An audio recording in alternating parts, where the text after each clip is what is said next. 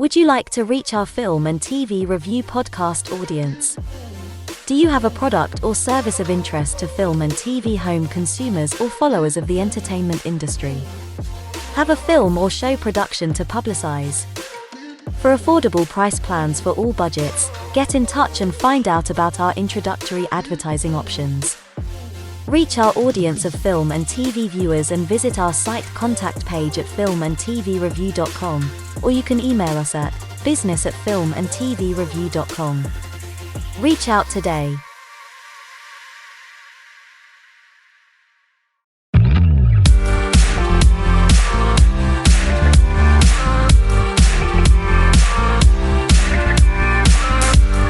Welcome to filmandtvreview.com. Catch the latest film, TV and streamed show reviews every week.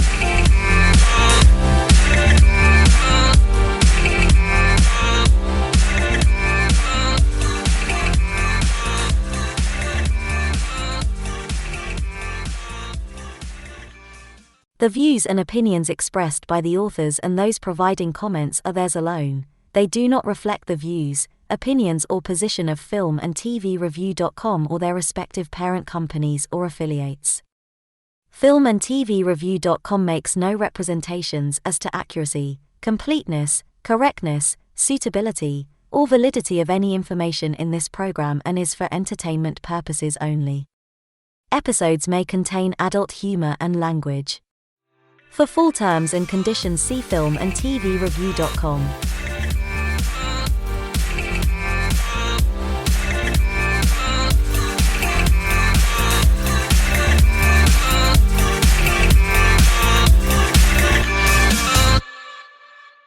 Hello there, and welcome to our film and TV review special. We're joined by those who work in the industry and the projects that they work on. And today I'm joined by director Ben Wolfe, whose documentary Changing Lanes starts out as a local story of a tragic hit-and-run fatality of teacher Matthew Jensen on McGinnis Boulevard in Brooklyn, New York. But this kind of quickly opens up into something bigger, charting modern city politics through the eras, power, corruption, legal battles across the streets of New York and the people that live in them. So, Ben, welcome.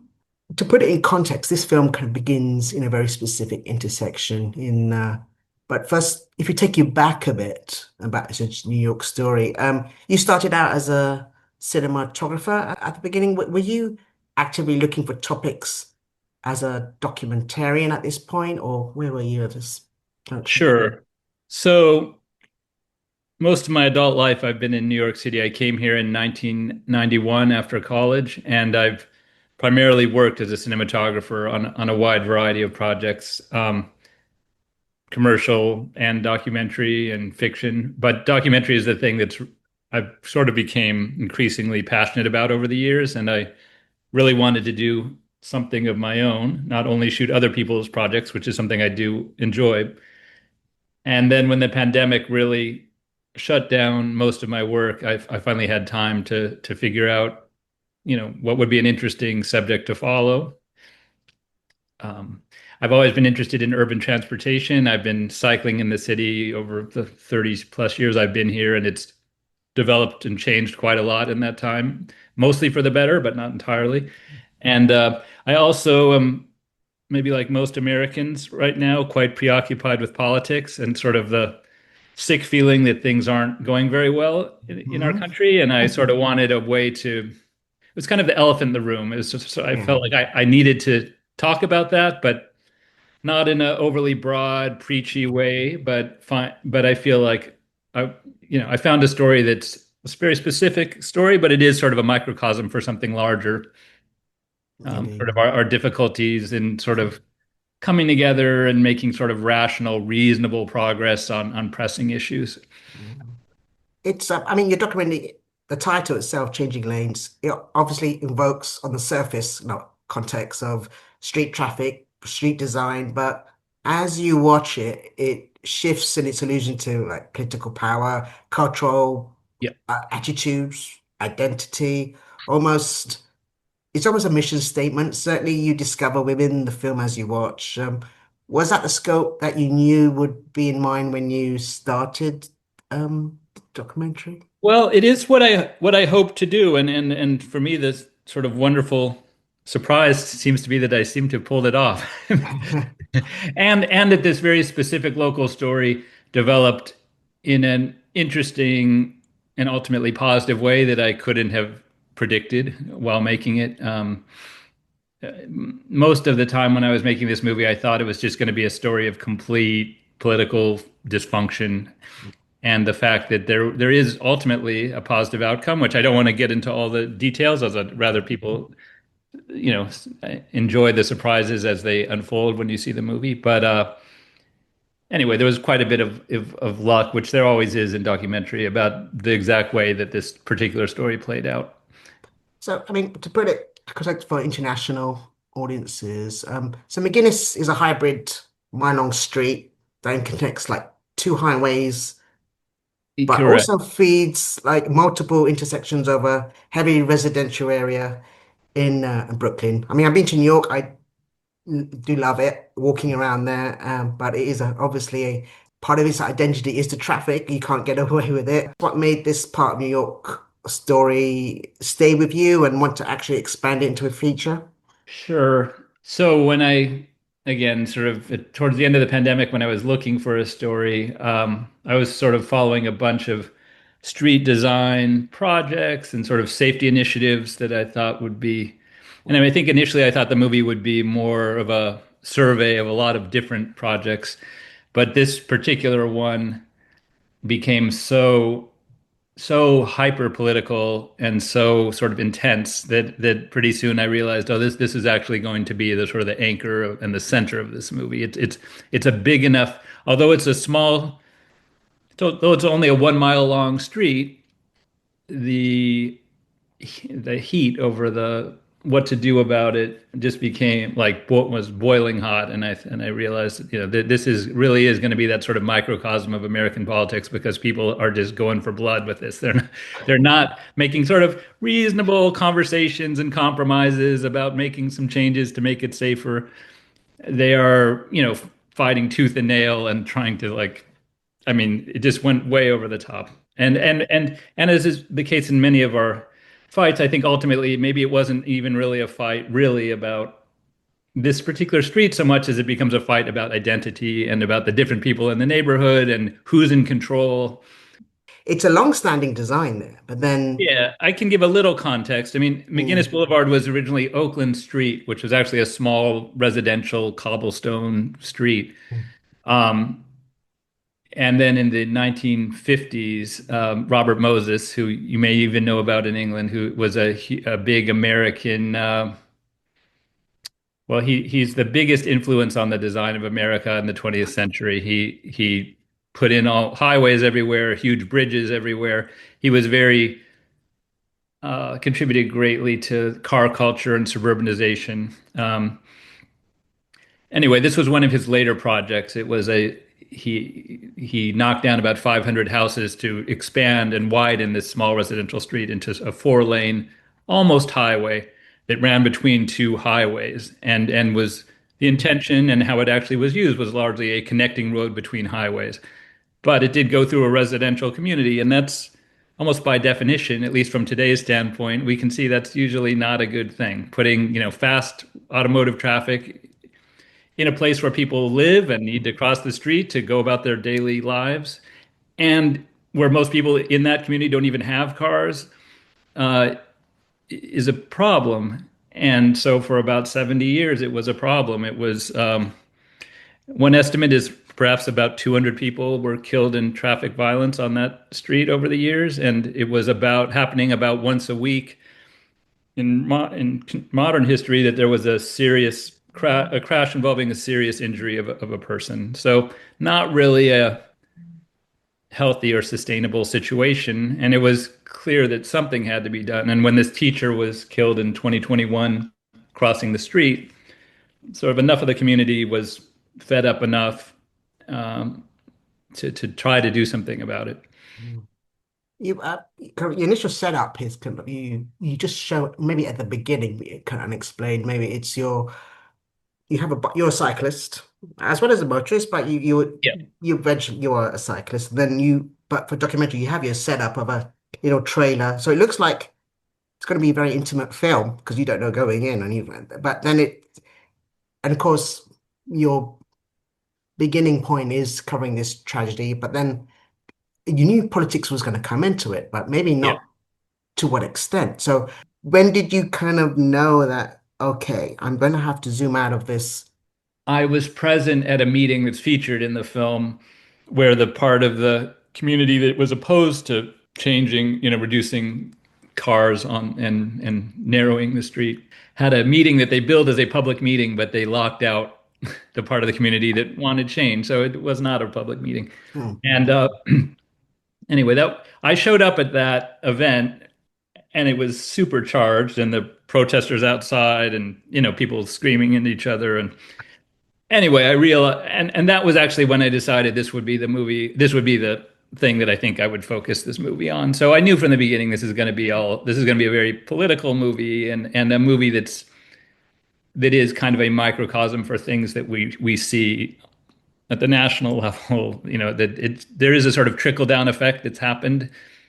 And although I haven't been super engaged in local politics in general, I hear from people who have that, New York City politics has always been intense and not a and with quite a lot of corruption. However, things have degenerated in the sort of, Hmm. to put it bluntly, the Trump era, where people see, oh, this is the way things are done at the national level. We're going to do it here too. We're not gonna compromise. We're not gonna listen to each other. We're going to scream, and we're going to get, and so that's sort of you see a lot of that. You see a lot of that.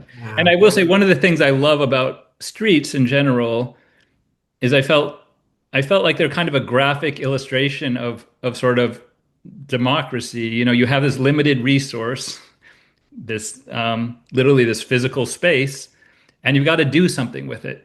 You can organize it in a lot of different ways. You can divide it up in a lot of different ways with literally with paint and lines and curbs.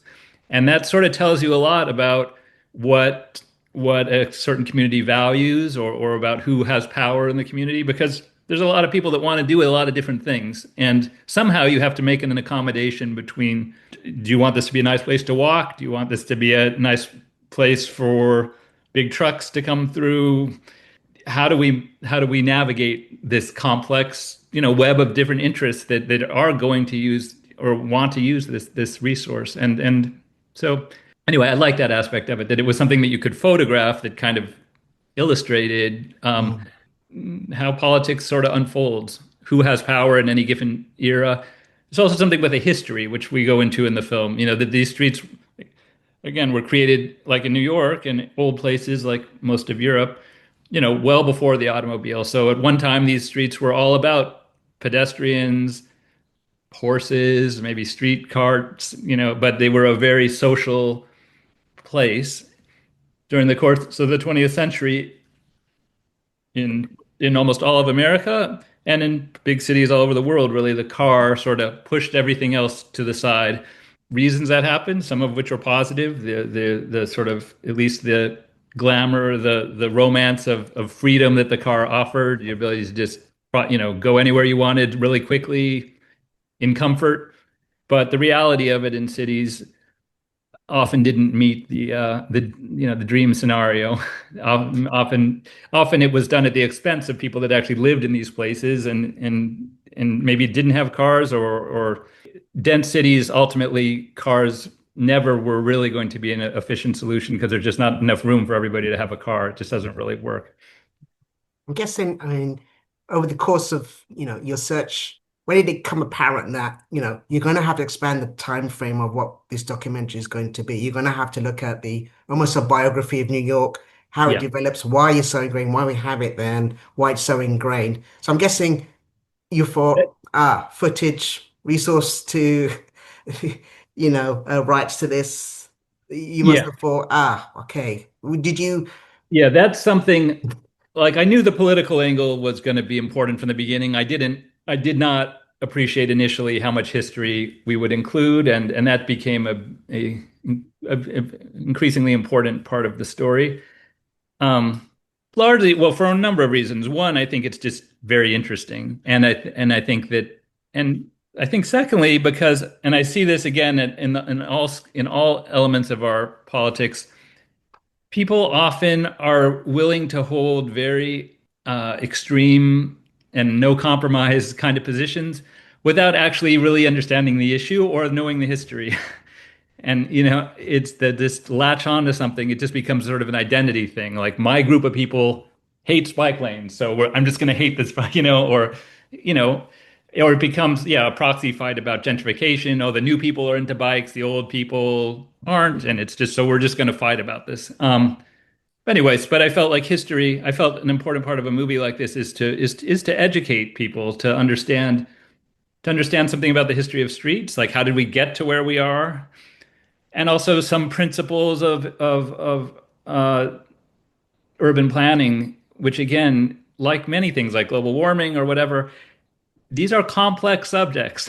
And you don't just master them. They're not just your intuitions are often wrong. And if you don't study them, there's no reason to believe that your opinion is particularly insightful or maybe is going to lead to good outcomes. And so I feel like what I hope documentary can do is help move the needle just a little bit towards, because I try to not come at this as a partisan. Of course, I have my opinions, but I try to come at it more as somebody that's just giving people context to understand the issue in a deeper way and make sort of the best choices they can make. And streets, it turns out, are really interesting. The history is really interesting, and some of the design principles are surprising. I mean, the most classic one is something called induced demand, which we go into a bit in the movie, which is to say, traditionally people thought if traffic is bad, the answer is to sort of widen the street and add more lanes for traffic. And it turns out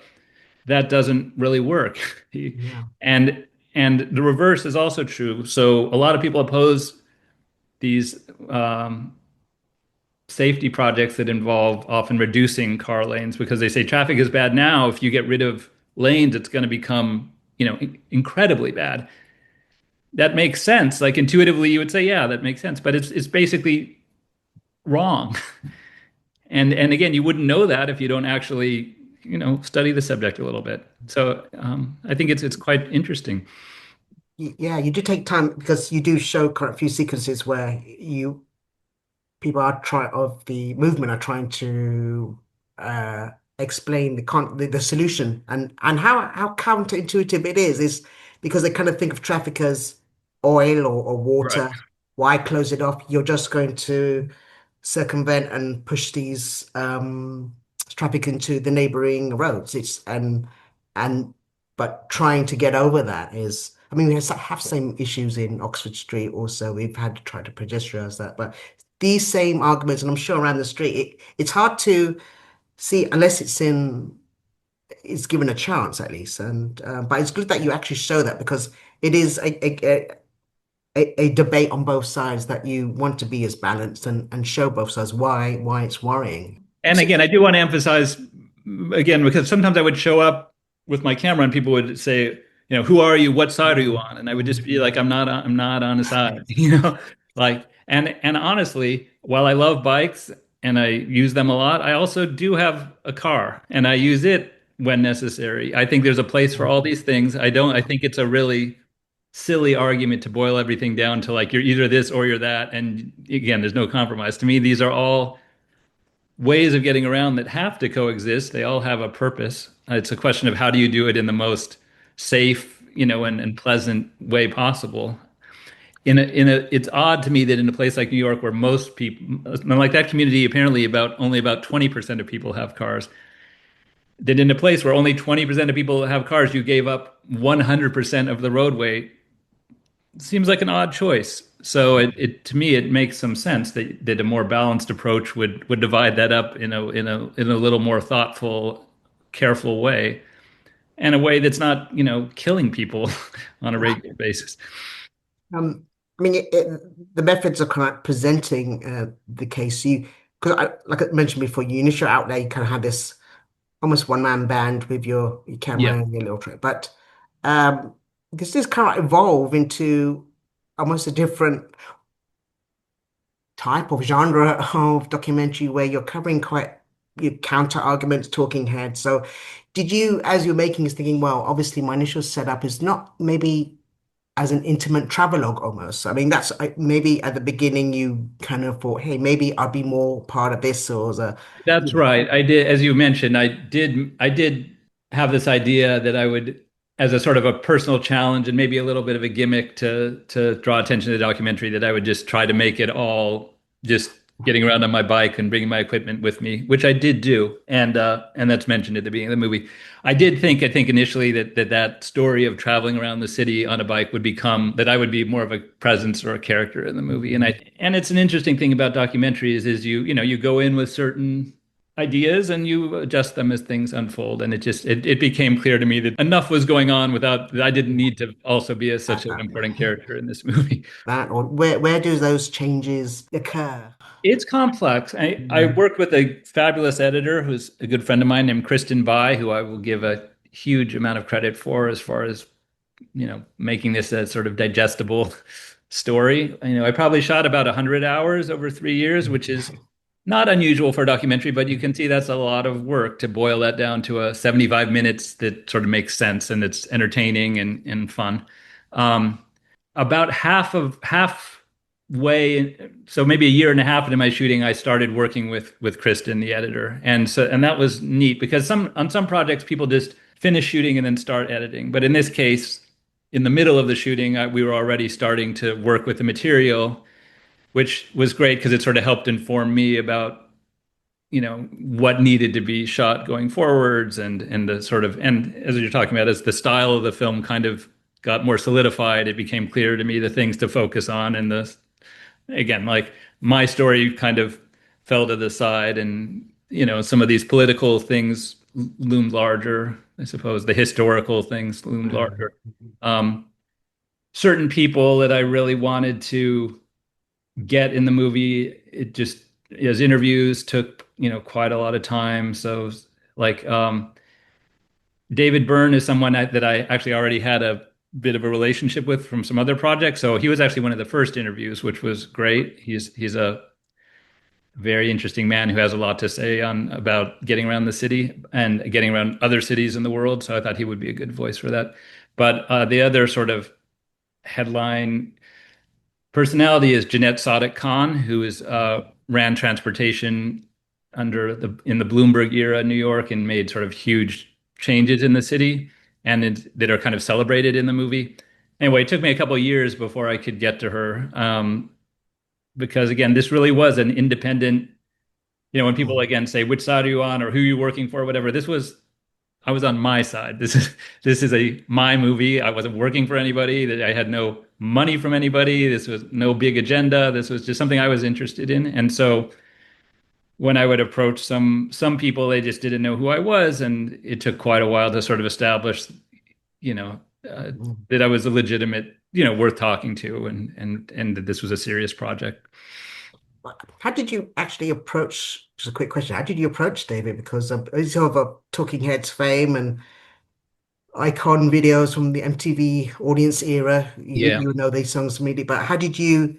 Because he is an interesting. Obviously, it's a pop icon, but also as a cyclist, he's kind of gives a very good international view of it. As a cyclist through the areas of New York and around the world, how did you reach out and get him on board Yeah. with Well, this? again, I was lucky that I'd actually worked on a few other film projects with him over the years. I shot a concert documentary with him called Rise, Roar, maybe a decade ago, that involved traveling with him around the US and in England and Scotland. And so I knew him a bit and I would run into him over the years every now and then. I knew him just well enough to have his email and to be able to write an email saying, I'm going to make this documentary about cycling in the city. Would you be up for an interview? And in like literally an hour later, I got a reply, sure, like let's do it. So that was wonderful. And it also just tells you something about what kind of human being he is, that he's genuinely interested in these subjects. This was not about money or fame or anything. This was just something that he's also passionate about and was happy to participate in. Would you like to reach our film and TV review podcast audience? Do you have a product or service of interest to film and TV home consumers or followers of the entertainment industry? Have a film or show production to publicize? For affordable price plans for all budgets, get in touch and find out about our introductory advertising options. Reach our audience of film and TV viewers and visit our site contact page at filmandtvreview.com, or you can email us at business@filmandtvreview.com. Reach out today. So obviously you kind of feature, I suppose, the opposition, the group protesting, but when you were trying to depict the business, opposition groups like Yeah. McGuinness Moving, and how did you stop characterizing because doing a caricature, or did you even get them to agree to go on camera? Because I'm not sure you got, were No. they willing? Because I'm feeling you would have wanted that counterbalance Yeah, I very much argument. did. And it is delicate, and I did want to respect everybody and not, again, I was not so much, I really wanted to avoid making a film that could be just dismissed as propaganda, just like a one-sided film, which there's a lot of out in the world. A lot of documentaries are very, very one-sided. I think it's inevitable that a documentary represents in some way the views of the person who made it, and I can't deny that that's the case here, but I did want to try to be fair. Um, so I did reach out quite a lot to both sides. The side that's called Make McGinnis Safe, that's Mm. the side that wanted the change, was very open and were happy to have me hang out while they canvassed in the park, and were happy to talk on camera about what they wanted. And the side that was opposed, I went to a bunch of their events and shot their march and stuff, and that's in the movie, but I kept requesting like a formal interview with the leadership, and I did not, I was unable to get it. They never exactly said no, but they just, there was a lot of suspicion and I would say paranoia. And I think it tells you that there's something different between these two groups. And it's Mm. not that there aren't decent people on both sides, because I'm sure there are. But I think some of the people that were in the camp opposing the changes, I think weren't as transparent. I think in some cases, there were business interests. There was sort of a real agenda, and then there was sort of a public facing. We call this astroturfing, where the grassroots is kind of when you have a legitimate political movement that comes from the bottom and people wanting something. Astroturfing is when you try to make it look like it's grassroots, but it's not exactly grassroots. I think there was quite a lot of that on the sides that were opposed. I think what sort of, and again, I don't want to give away everything that happens in the movie, but what has sort of subsequently come out was trials are still happening now, Wow. like a level of corruption happening between the business interests and the local government to sort of keep these programs, the safety programs, from being implemented in a way that was not above board, that was not democratic. And to a certain extent, this group opposed to it was the creation of the businesses to try to look like there was a sort of large community uprise against it, which I don't think it's nearly as large as they sort of appeared to be. Like when we've had elections in that community, Emily Gallagher, who's the state senator that's most closely aligned with fighting for these changes, wins by like 80%. So when it comes to votes, it's not particularly close. But when you would, go to a certain public meeting, you would see people on both sides, like seemingly fairly equal, like screaming at each other. And so it's hard. And again, which I think is happening a lot at every level of our politics. It becomes very confusing to people and hard for them to sort of make an educated, nuanced evaluation of things, because you're often just met with a lot of anger and hostility and yelling and not much sort of reasonable perspective and sort of honesty about why people are taking the positions they're taking. And the fights often become much more about sort of identity issues, or almost tribal, than about like, well, you know, it's fine that you've lived in this community for 50 years, but Yeah. what are we going to do about the person who's going to die next week that we would prefer doesn't die next week? Like, but how is this going to actually result in life getting better for people? And that's I think the biggest sort of, again, Wow. I don't have the answers, but I did want to at least sort of illustrate the problem, and I think we see it bright, clear here what the problem is. I mean, the movie does take time to kind of follow kind of the battle for recognition for, I mean, over decades for bikes as traffic citizens and not just a lifestyle accessory. I mean, you come through the, let's say, I don't know, the 90s where the messenger Yeah. kind of painted as the annoyance, but part of a necessary infrastructure. And then as the app kind of food delivery community, was that important to show how their identity has developed and kind of been accepted over the years? Because there's different stories over different countries, but in New It's a York very especially. complicated story. I also want to emphasize that I try to not think of my movie. Cycling is an important part of the movie, but I don't think of it like as a bike movie. I think it's a movie about streets and politics, and it's as much about cars as bikes and pedestrians. All are important. But the story of bikes in New York is fascinating, and I read there are a whole couple whole thick books about the history of cycling in the city, and it's kind of come in waves, and there are certain times. I think in like the 1920s there was a huge craze of cycling in the city. Um, Most of this stuff in the modern era, it's really been the cars became so dominant that it was always hard for bikes in the city, but when there would be like an oil crisis, when there would be anything that constrained cars, that would always create this opportunity for bikes. And the same thing happened in the COVID era. Like suddenly, people needed other ways to get around because transit wasn't safe, so the bikes come out or whatever. The dramatic change that happened in my life here, I came right after the sort of bike messenger period in the late 80s, really, because they were the big cyclists. Mm, Even when I came here, again, this is right before the internet took over, so people were still, shuttling papers all over yeah. the city from office building to office building, and that was mostly done on bikes. And that, in the way that people right now often despise delivery people on their e-bikes, which those people do in many cases break laws and ride on sidewalks and terrorize people, and I understand why that's a problem. But anyway, 40 years ago, it was these bike messengers that were scaring people, and then Mayor Koch, because of that, prohibited bikes from the middle of New York City, and that sort of politicized the issue heavily, and that was met with this huge that at least the movie makes the argument that sort of in the modern era that was sort of the beginning of the rising political consciousness of cyclists. It's like anytime you repress something, often you it strengthens or gels or gets organized.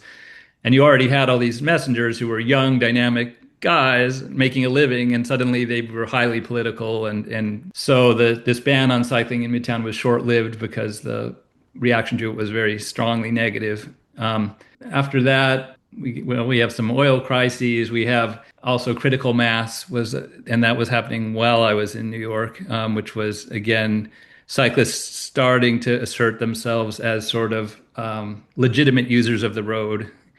So you would have rides where thousands of cyclists would congregate and take over streets, which again was like a party for the cyclists, but often really pissed off the drivers. And and again, that's something that also provoked a reaction because then Mayor Bloomberg came down hard on that, and people were getting arrested for riding their bikes, and their bikes were getting impounded, which again seems, you know, there's often this sort of swinging pendulum and often overly reacting and again not reaching sort of reasonable accommodations. I would say that right after that was the most sort of productive phase, which was this Jeanette Sada Khan era under Bloomberg, where there were actually major systemic changes made to the city to try to make it more accommodating for sort of pedestrians and bikes, which involved such things as the introduction of the bike share system in New York, which is the biggest one in the United States, the pedestrianization of Times Square, just removing cars completely from Times Square. At the time, these were very controversial things to do that met a lot of resistance. Also, the yeah. putting in on very wide avenues in some cases taking a lane away from cars and devoting it to bikes, um, and with a hard separation, which is the kind of thing we is now quite commonplace all over the world, really. Although in New York, we're still, and the McGinnis story was largely about that kind of an implementation. In that, in her, I think about 7 years of tenure, there was quite a dramatic transformation of a good deal of New York City. And since that time, we saw much fewer changes or a much slowed pace of Mm. change, especially under Adams, who was the mayor in power during most of the production of this film. Very little was done, such as the McGinnis plan. Like, okay, under the previous mayor De Blasio, the plan was made about what to do to McGinnis, but then under Adams, it was like, we're gonna have some more meetings about it, and just things weren't really happening. So I don't know. That's some kind of a quick summary of the kind of changes that have happened in sort of in my time in New York City, which have been pretty dramatic. Do you think it's slowed down, or is it the same in maybe? I mean, New York's pretty made some good headway, but is it? Do you find it's still a bit of a cultural thing like that? We I really like do. our cars, or you've been around the world, you've seen how it I know. is. Well, I know for one thing, New York is about in America the most, you know, the least car centric city, and it's still very, very car centric. And we at least have a good, in general, good transit, good subways here, reasonable buses, which most of America doesn't have. In most of America, you literally have no choice but to drive a car. There's no option. It's not safe or pleasant for walking or biking, and there's probably no subway. So that's what you got.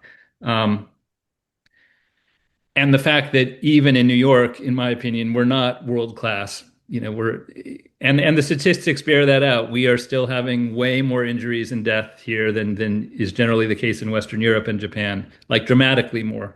Uh, It's we go into the statistics in the film, or at least if you look at America as a whole, per capita, I think we have about 4 times as much serious injury and death on our streets compared to Western Europe at this point, which shows you there's still a dramatic difference. And again, I don't have all the answers, but one of the questions that I think the film raises is, why are we having so much difficulty changing?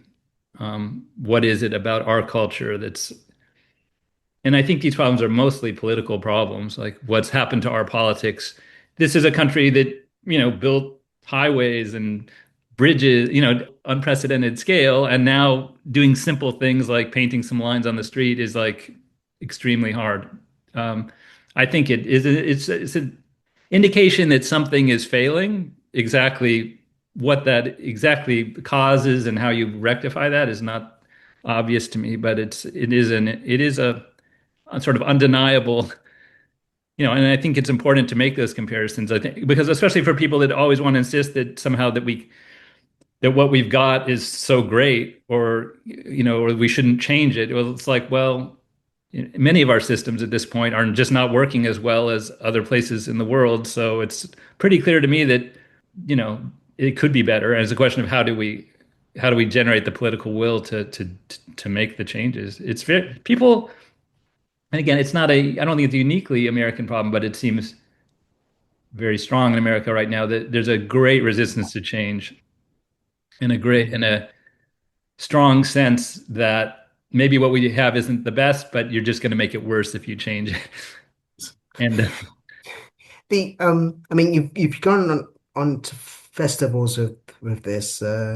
What the reaction to any particular scenes that you've been like surprised or you've been pleased about? That there's some scenes with some vigils where yeah, you actually list, the yeah. name of those who have actually died, and also Yeah. then you show like statistics as you showed on globally what's happening in mortality rates and all that. What on the festival circuit, what scenes of kind of people if you've heard like, oh, silence or complete kind of Well, I'll say, reacted to? what I enjoy the most always is hearing laughter, and I think it's nice.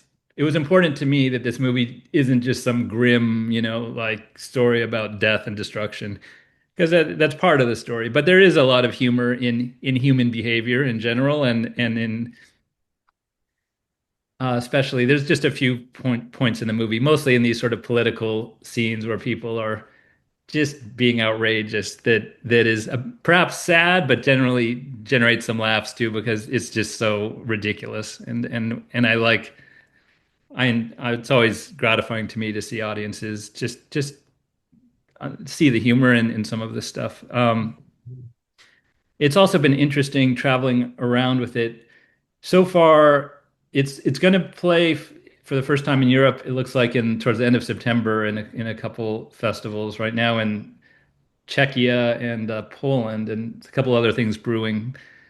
But it's mostly been in America and also it's played in Toronto and Vancouver. And most cities where it's played, people here relate very directly to it. It's like every city has its McGuinness Boulevard. The people are very familiar with these fights, and that comes up more in the conversations that we generally have after the movie than during the movie. But I always, again, that's I guess the reason to make a movie like this is for people to learn from this particular example and maybe to reflect on how it relates to what's happening with them.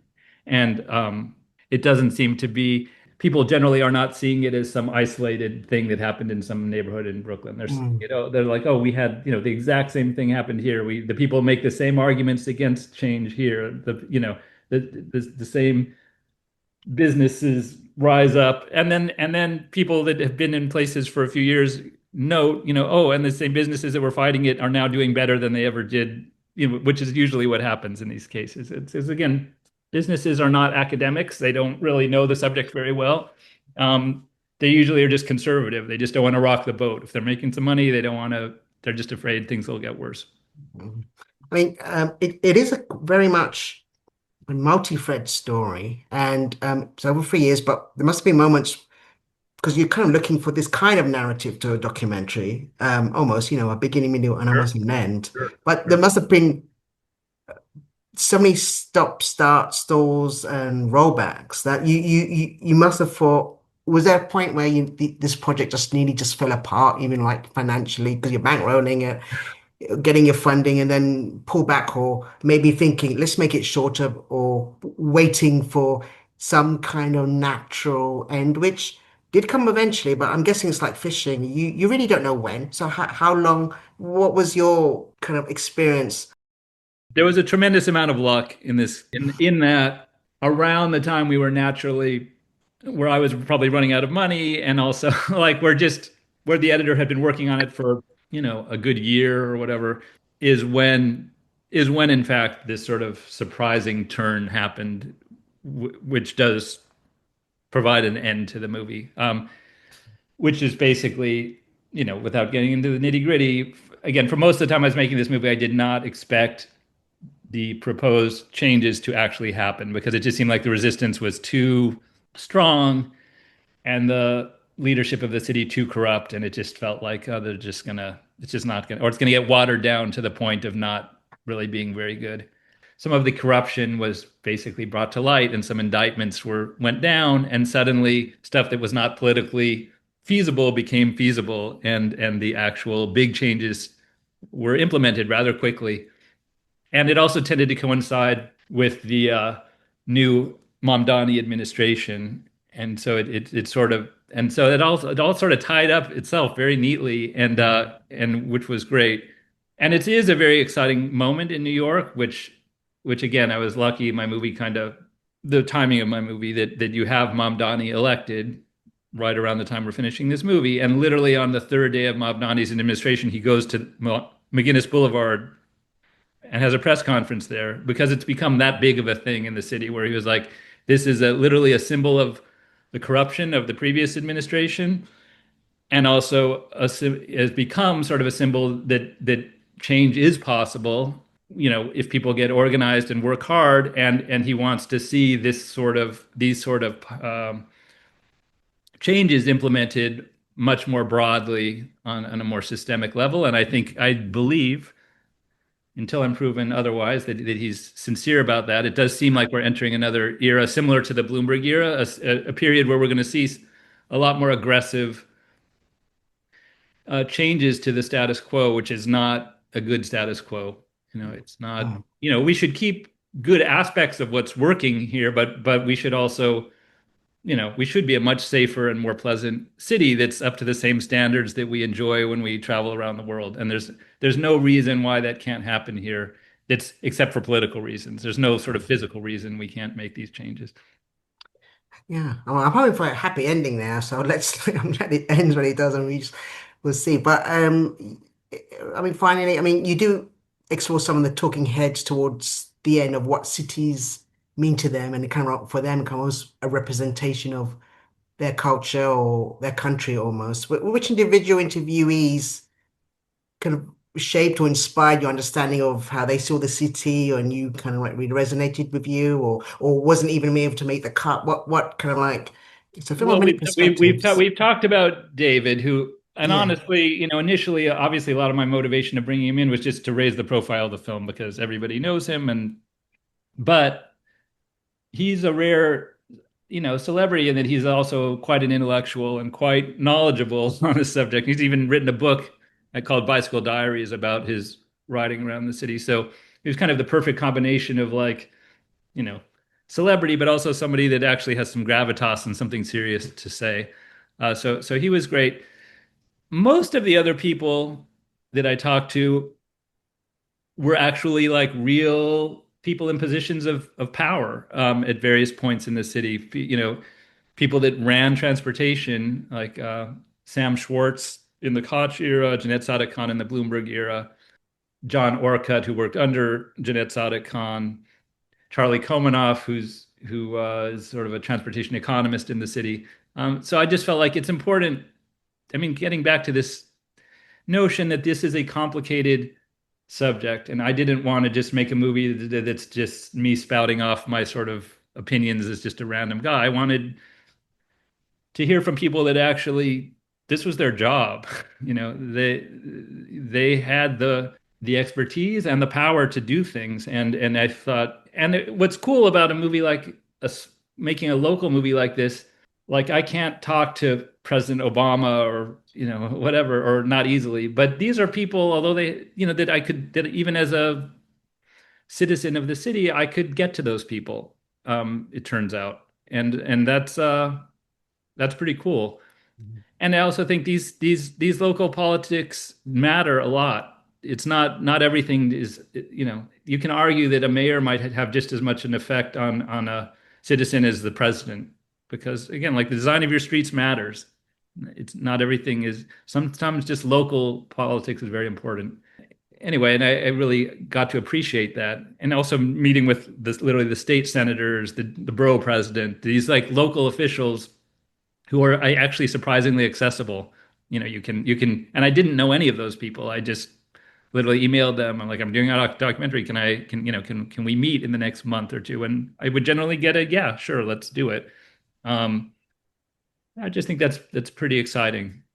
And that's sort of how democracy should work. I mean, these people shouldn't be somewhere else. You should be able to have a dialogue with them and a conversation. And so in that way, I guess this was a very positive experience for me personally, and it gave me maybe some reassurance about the functioning of our democracy, at least on the sort of local level. That yeah, you can actually engage these people, and also I will add also the activists who really fought for this. I sort of developed quite a huge admiration for them, that they found a cause, a local cause that they could actually do something about. Because a lot of my friends who are political are very preoccupied with what's happening in the Middle East or whatever, and that's not important. But the bottom line is, what are you going to actually do about it? And these people found out something local that is important, that involves literally people living and dying, and they worked really hard over several years and got something done. And I think that's terrific. right. Thanks. Well, then, Changing Lanes is, I think, on distribution. It is on Amazon, available on Amazon. It is, Um, unfortunately, right now it is only, I believe, Amazon in America and Canada. I'm actually trying to we I we don't can you can rent it, I think, on you can Prime. in the UK? Yeah, I Well, saw it. that So we that can is excellent if you can, because yeah. Mm. because one of the things that I want to do as soon as possible is get some foreign distribution that I don't have yet. Because I think, at least in most of Europe, I don't believe it's available yet. No, but it is a global story. I mean, for every kind of metropolitan city, it is like you mentioned before. It is we do face those same questions with our roads that are evolving and with traffic. So Yeah. you do recognize in these scenes, oh yeah, this is my city, yeah, as well.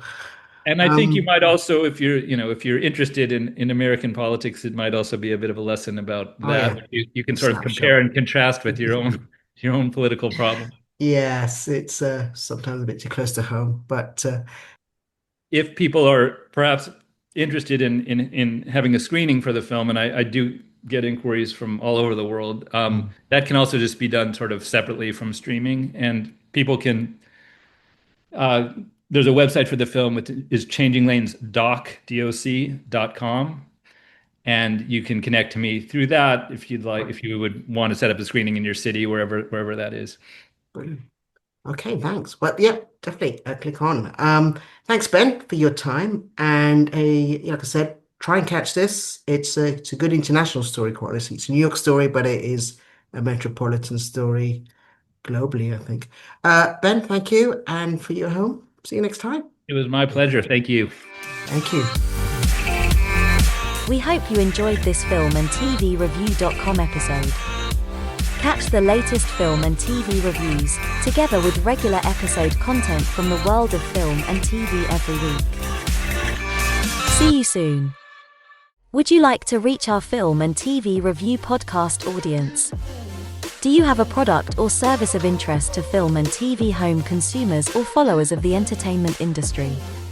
Have a film or show production to publicize?